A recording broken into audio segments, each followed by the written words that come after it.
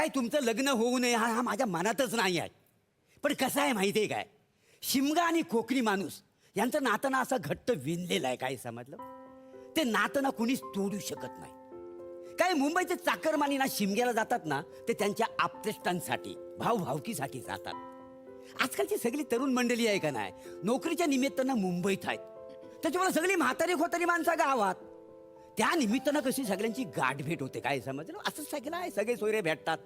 साहेबांना तुम्हाला एक गोष्ट सांगतो, आमच्याकडे ना आंब्याचा नाही तर माडाचा माड तोडतात, पण एरवी आहे ना झाडाच्या फांदीला जरी कुणी हात लावला ना तर त्याच्या मागणं कोयती घेऊन लागतात. काय समजलं.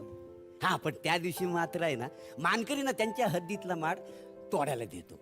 हो, माड तोडला जातो असा नाचवत गाजवत, म्हणजे गावात आणला जातो. असा धुरला उपासलेला असतो, लाल मातीचा सडा सारवण रांगोली. बायका त्या माडाची पूजा